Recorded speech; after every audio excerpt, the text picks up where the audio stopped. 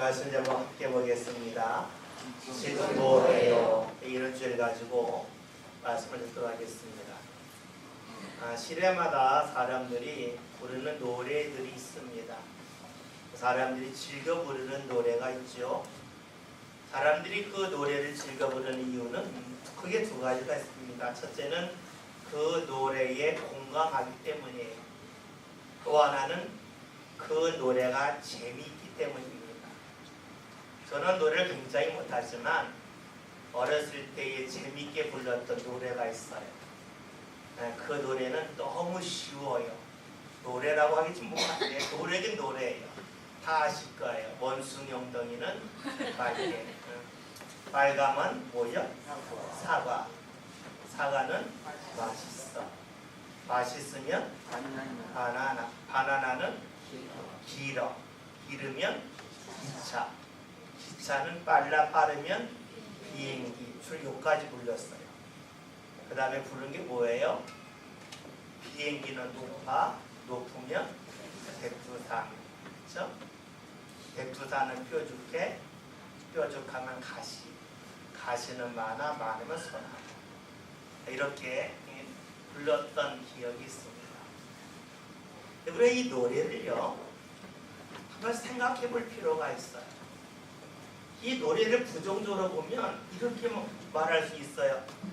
아니 어떻게 원숭이 엉덩이가 비행기가 되고 백두산이 돼. 이것은 논리적으로 맞지 않는다.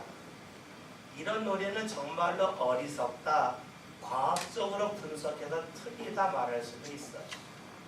이 노래를 긍정적으로 보면 이렇게 볼 수 있죠. 야, 참 사람이 참 묘하다. 어떻게 원숭이 엉덩이를 보고 나서 비행기까지 생각하는가 라고도 볼 수가 있습니다. 여러분 원숭이 엉덩이를 보면서 빨간 것만 생각하지 않고 기차와 비행기와 백두산까지 생각하는 것, 이것이 사람의 상상력입니다. 물론 처음부터 원숭이 엉덩이를 보자마자 비행기를 생각하지는 않습니다. 그러나 한 가지의 생각이 꼬리에 꼬리를 물다 보면 맨 처음에 전혀 생각하지를 못하였던 놀란 것까지로 생각하는 상상력이 사람에게 있습니다. 인류가 발전한 이유가 있을까요? 저는 원숭이 엉덩이를 보면서 그 빨간 것을 보면서 비행기까지 상상해내는 사람의 상상력이 사람들의 삶을 발전시키고 변화시켰다고 봅니다.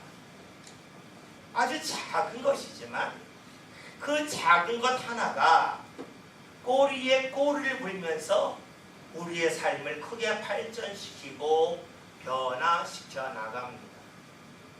그러게 우리가 볼 때에 원숭이 엉덩이가 빨간 것처럼 아주 작은 일을 할지라도 그 일로 인하여 우리의 삶이 크게 달라질 수 있고 발전할 수 있음을 우리는 잘 알고 있습니다. 2014년도 사이언스지라고 하는 과학 잡지가 있습니다. 거기에 그 버지니아 대학의 그 텔헬름이라고 하는 한 학자가 기술한 논문이 있습니다. 그 논문의 제목은 쌀농사와 밀농사를 통해 구별되는 중국 내 집단적인 심리라고 하는 그 논문입니다. 이 텔렐름이라고 하는 사람이 무엇을 조사했냐면 중국에 있는 학생들 1162명을 대상으로 해서 이들의 심리를 조사했습니다. 이 1162명은 중국 양자강, 양쯔강이라고 그러죠. 그 양쯔강 주위에 사는 학생들을 대상으로 조사를 했는데 그 결과가 놀라웠습니다. 양쯔강 남쪽은 따뜻한 곳이라서 주로 쌀농사를 많이 짓는데 쌀농사를 짓는 지역에 있는 학생들의 심리와 양쯔강 북쪽 북쪽이라서 그쪽엔 밀동산을 많이 짓는데 밀동산을 짓는 지역의 학생들의 심리가 크게 달랐다는 것입니다. 쌀농사를 짓는 그 지역의 학생들은 이 집단주의가 굉장히 강했지만 반대로 밀농사를 짓는 지역의 학생들은 개인적인 성향이 매우 컸다는 겁니다. 그 이유가 무엇일까 곰곰이 연구해 봤더니 그 연구의 결과는 이런 것이었습니다. 우리가 잘 알듯이 쌀농사는 논에서 재배하지요. 근데 논이라고 하는 것은 늘 물이 있어야 돼요. 물이 말라버리면 쌀농사는 제대로 되지가 않아요. 그런데 이 물이라고 하는 것은 늘 논에 가두어야 되는데 이 가두기만 하는 것이 아니라 때로는 물길을 열어줘야 됩니다. 그러나 보았더니 물을 가두고 열고 하는 이 일 때문에 옆 논에서 농사짓는 그 주인과 늘 협의를 하게 됩니다. 내가 물길을 열어도 되겠냐? 당신이 물길 좀 열어달라. 서로 같이 논의를 하다 보았더니 집단적으로 무언가 행하는 일들이 습관이 되었다는 것이에요. 반면에 밀농사는 밭에서 짓는 겁니다. 물을 가둘 필요가 없어요. 비가 오면 오나보다. 옆 사람과 옆에 같이 농사를 짓지만 그다리 신경을 쓰지 않는다는 겁니다. 그랬더니 밀농사 짓는 지역의 사람들은 옆 사람이 뭘 하든 별 관심이 없는 개인주의적인 성향으로 발전했다 하는 겁니다. 그래서 정말로 이들에게 자신의 이름을 쓰고 옆에 아버지 이름을 쓰고 이웃 사람 이름을 쓰고 동그라미를 쳐보라 그랬더니 쌀농사를 짓는 지역의 사람들은 자신의 이름과 그 원이 아버지와 옆 사람의 이름 옆에서 크기가 같거나 작았고 밀농사를 짓는 지역의 사람들은 자기의 이름과 원이 옆 사람 부모님보다 더 이름을 크고 원을 크게 그렸다는 것입니다. 우리 여기서 알 수 있는 것이 있어요. 무엇이냐면 사람이 하는 일에 따라서 그 사람의 생각이 달라진다 하는 것을 알 수 있습니다. 일 하나를 할 때에 그 일을 반복해서 할 때에 처음에는 그 일이 내 생각에 내 삶에 미치는 영향이 거의 없습니다. 근데 그 일이 반복되고 또 반복되다 보면 그 일을 통해서 내 생각이 달라지고 내 삶이 변화된다는 것을 그의 본문을 통해서 우리는 분명하게 알 수가 있습니다. 여러분, 우리는 무언가 한 가지를 할 때에 그 일이 아무것도 아닌 작은 일이라고 생각하지만 그 일은 꼬리에 꼬리를 물고 다닙니다.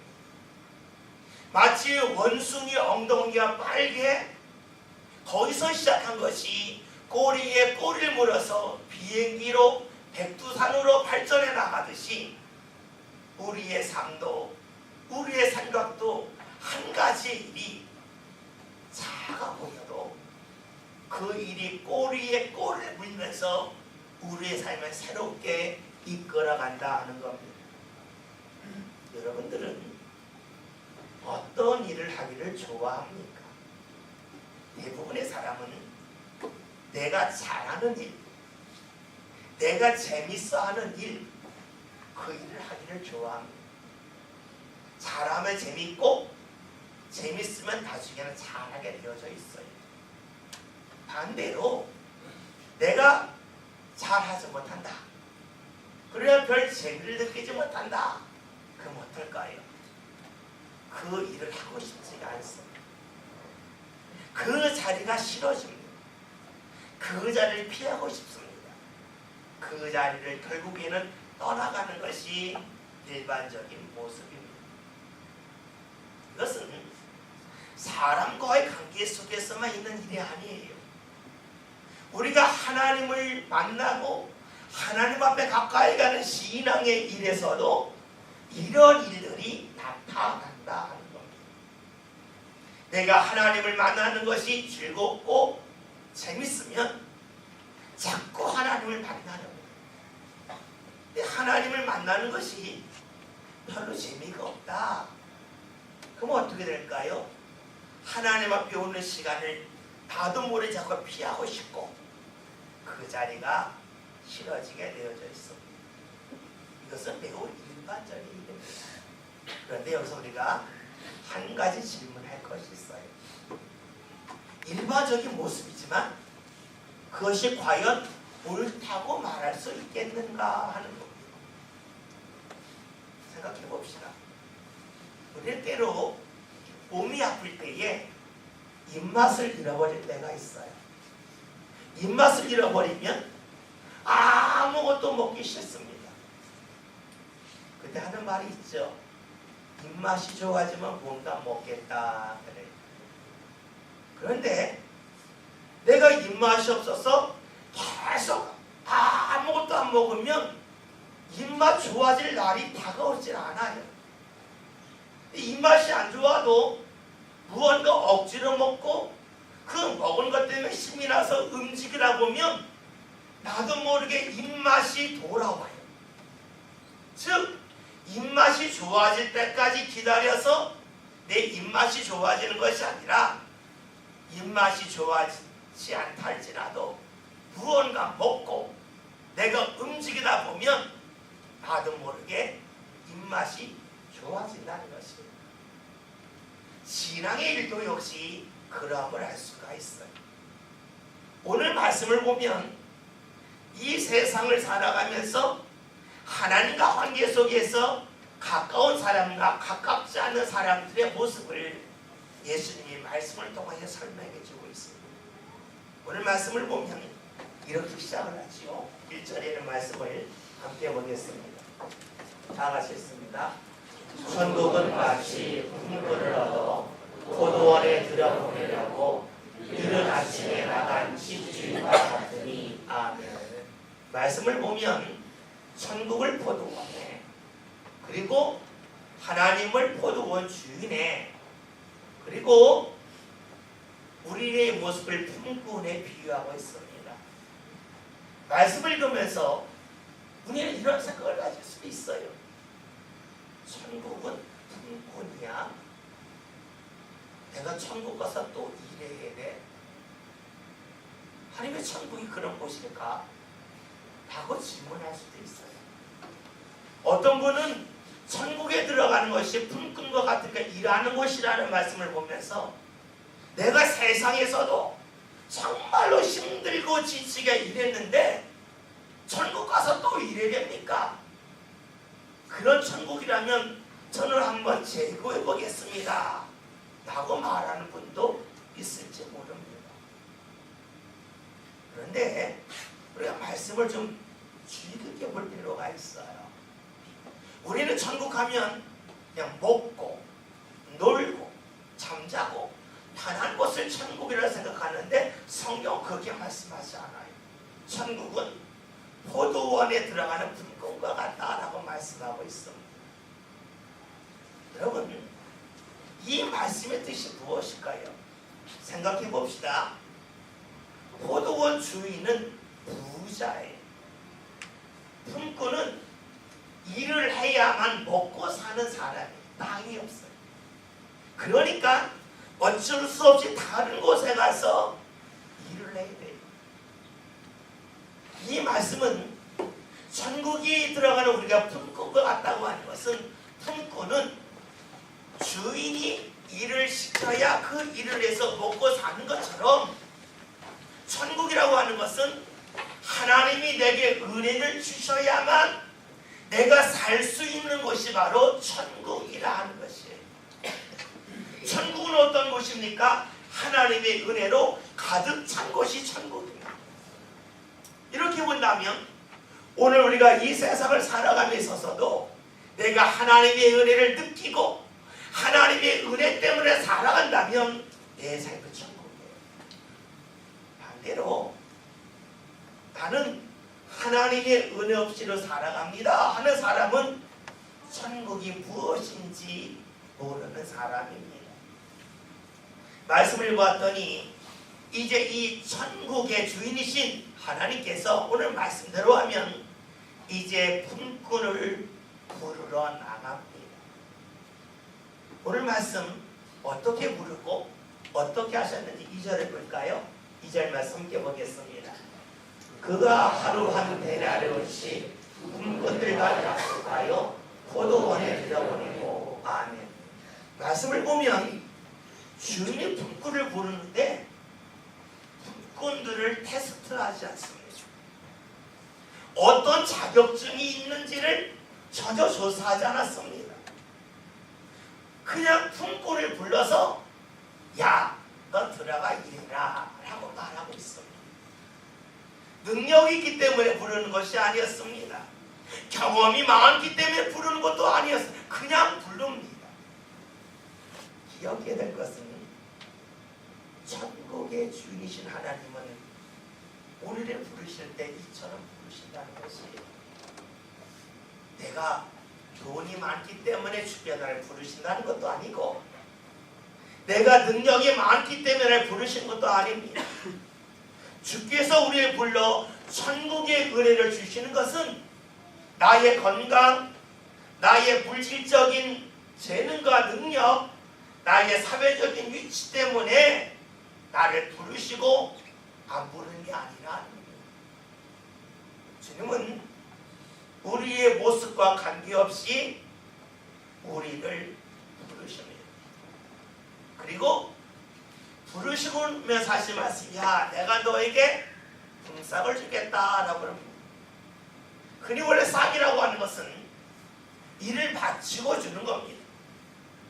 일을 많이 하고 일을 잘한 사람에게는 더 많이 주고 일을 잘하지 못한 사람에게는 적게 주게 되어져 있어요. 그런데 하나님은 우리가 일을 잘하고 못하고 중요한 것이 아니라 그 부름에 응답한 사람이라면 그 사람의 능력과 그 사람의 위치에 관계없이 똑같이 은혜를 주신다는 것을 말씀을 통하여 볼 수가 있습니다. 그런데 주인은 품꾼을 부를 때에 한 번 부르지 않습니다. 오늘 말씀을 볼까요? 3절부터 5절까지 이어서 읽겠습니다. 또 제3시에 나가보니 장터에 놀고 서 있는 사람들이 또 있는지라. 그들에게 이르되 너희도 포도원에 들어가라. 내가 너희에게 상당하게 주리라 하니 그들이 가고 제6시와 제9시에 또 나가 그와 같이 하고. 아멘. 말씀을 받아 이른 아침에 부르고 3시 즉 오전 9시 6시 정오 9시 오후 3시에 품꾼을 부릅니다. 우리 이 말씀을 보면서 이렇게 생각할 수는 있어요. 야, 주인이 왜 계속해서 부르는가? 두 가지로 해석할 수가 있어요. 하나는 일 중심으로 보는 거예요. 일 중심으로 보면 주인이 계산을 잘못한 거예요. 오늘 할 일이 어느 정도 있는데 그 계산을 잘못해서 이른 시간에 사람을 불렀다가 사람이 부족하네. 또 물어나가야지. 또 물어나갔다가 또 부족하네. 또 중간에 나가요. 또 부족하네. 또 나가는 거예요. 일을 잘하지 못하는 사람들이 물건 사올 때 그러잖아요. 이 정도면 넉넉할 줄 알고 물건 샀는데 부족하네. 일하다 말고 또 나갔다 오고 또 나갔다 오고 또 나갔다 오고. 일 중심으로 보면 그렇게 볼 수 있어요. 이렇게 보면 하나님은 어떤 분입니까? 예산을 잘 못하는 분이에요. 하나님은 똑똑한 분이 아니에요.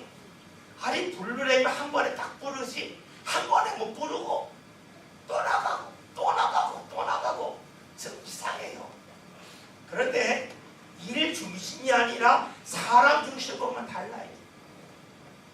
일이 얼마나 잘 되고 못 되고가 중요한 게 아니라 야, 지금 여기서 일하는 사람들은 먹고 살 텐데 이 자리에 오지 못한 사람들은 굶지 않겠냐? 내가 이 사람들 일거리 줘야지, 사람 살려줘야지, 그 마음 가지고 어떡하겠습니까? 계속 나가서 일 나가지 못한 사람을 부르고 또 부르고 또 부른다고 볼 수가 있어요. 일 중심으로 보면 하나님은 어리석은 분이에요. 사람 중심으로 보면 하나님은 사랑이 많으신 분이에요. 오늘 우리가 하나님을 믿을 때에 어떤 하나님을 믿기를 원하고 계십니까? 일 중심의 하나님? 아니면 사람 중심의 하나님? 어떤 하나님을 믿기를 원하고 계십니까? 아니, 하나님은 어디에 초점을 맞추셨을까요? 하나님이 이 세상에 예수를 보내신 것이 일을 잘하게끔 하려고 예수를 보내셨을까요? 사람을 구원하라고 보내셨을까요? 당연히 하나님의 말씀은 일이 아니라 사람에게 있음을 알 수가 있습니다. 그러면 여러분, 이 주님이 부를 때에 일찍 온 사람과 늦게 온 사람이 있어요. 이들의 차이가 무엇일까요? 왜 누구는 일찍 오고 왜 누구는 늦게 포도원에 들어갔을까요? 오늘 성경이 우리에게 이렇게 증언해줘요. 6절 7절에는 말씀을 함께 같이 읽겠습니다. 제11시에로 다가보니 서 있는 사람들이 또 있는지라 이르되 너희는 어찌하여 종일토록 놀고 여기 서 있느냐? 이르되 우리를 품고로 쓰는 이가 없음이니이다. 이르되 너희도 포도원에 들어가라 하니라. 아멘. 말씀을 보았더니 11시에 나갔어요. 이 사람들에게 묻습니다. 왜 여기 있느냐 했더니 이들이 하는 말이 우리를 품고로 쓰는 사람이 없다는 겁니다. 다른 말로 하면 일을 잘 못하는 거예요. 능력이 없는 거예요. 사람들이 안 불러주는 거예요. 사람들이 안 불러주는 사람, 능력이 없는 사람들도 있었어요. 그런데 주인은 부릅니다. 사람들을 다 외면하는데 주인은 외면하지 않고 있는 겁니다. 이것이 바로 하나님의 마음이죠. 세상에서는 실력이 있으면 불러요. 그리고 힘이 있으면 불러요. 그러나 실력을 잃어버리고 힘을 잃어버리면 찾는 이가 없는 것이 세상입니다. 주님은 실력이 없어도 힘이 없어도 부르신다는 겁니다. 내가 나이가 많아도, 내가 건강을 잃어버렸다 할지라도, 내가 경제적인 능력이 아주 없다 할지라도 주님은 우리를 부르신다 하는 것을 말씀을 통하여 볼 수가 있습니다. 부르십니다. 그리고 부르고 나서 어떻게 하셨나요? 오늘 말씀 8절 9절 함께 읽습니다. 저물밀 포도원 주인이 정기에게 이르되 품꾼을 불러 나중 온자로부터 시작하여 먼저 온자까지 싹을 주라 하니 제11시에 온자들이 와서 한 데나리오씩을 갚아를. 아멘. 주인은 늦게 온 사람도 부를 뿐만이 아니라 그에게 싹을 줍니다. 우리 말씀을 보면서 하나님의 관심이 일이 아닌 사람에게 있다 하는 생각을 분명히 가질 수가 있습니다. 우리가 여기서 한 가지 꼭 질문하고 넘어가야 될 것이 있습니다. 11시까지 기다렸던 사람들의 마음입니다. 이 사람들은 자신을 부르는 사람이 없이 그냥 누군가 나를 불러주길 기다리고 있습니다. 그 자리가 재밌었을까? 그 자리가 즐거웠을까? 그들의 마음속에는 철저하게 패배감이 있었을 겁니다. 나는 실력이 없으니까 불러준 사람 없지. 이 자리에 있는 게 너무너무 괴롭다. 그들의 마음이 아니었겠습니까? 다른 사람들은 다 부름을 받았고 다른 사람들은 다 인정을 받았는데 나는 실력이 없구나 스스로 좌절감을 느꼈을 겁니다. 그뿐만이 아니죠. 맨 처음에 함께 모여서 사람들과 잡담도 나누고 놀이를 하면서 시간을 보냈겠지만 거기는 사람들이 하나하나 다 일하러 가고 맨 마지막 얼마 남지 않은 그 무리 속에 있었을 때에는 더 이상 놀고 싶은 마음도 더 이상 잡담하고 싶은 마음도 없었을 겁니다. 그 자리는 그들에게 즐거운 자리가 아닙니다. 그 자리는 외로움의 자리입니다. 아니 그 자리에 있는 것이 너무너무 창피해서 그 자리를 얼른 떠나 자신의 집으로 돌아가고 싶지 않았겠습니까? 여러분 혹시 창피하다고 느껴본 적 있습니까? 창피하다고 느낄 때에 그 자리를 지키고 싶습니까? 그 자리를 떠나가고 싶습니까? 대개 아무런 해가 되지 않는다면 창피한 자리, 부끄러운 자리, 수치스러운 자리는 내가 얼른 피하고 싶습니다. 여러분 생각해 봅시다. 예수님이 주신 이 비유의 말씀은 주인이 품꾼을 부르러 나갔는데 어디까지 갔습니까?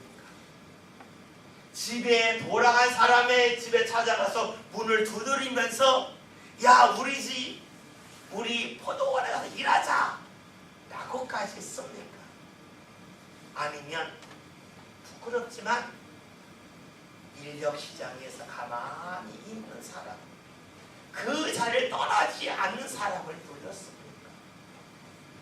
주인은 집으로 돌아간 사람을 찾아가서 부르지는 않습니다.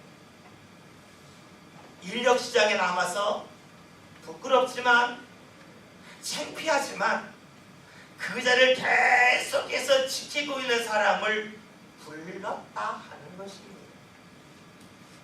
여러분 12월입니다. 우리가 올 한해 돌아오면서 내가 신앙적으로 이렇게 생각할 수 있습니다. 야 나는 은혜 이미 받았어. 내가 원했던 은혜가 하나님께서 내게 허락해 주셨어. 나는 2월에 받았어. 나는 3월에 받았어. 나는 9월에 받았어. 하는 성도도 있을 겁니다. 반면 어떤 성도는 12월이 됐는데 야 내가 받은 은혜가 뭘까?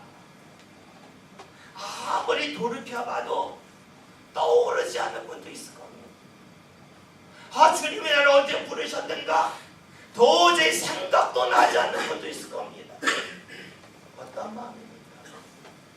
나는 올해 주의 은혜를 받지 못하고 그냥 한 해를 보내는 것은 아닐까 하는 생각을 할 수도 있습니다. 그러나 잊지 맙시다.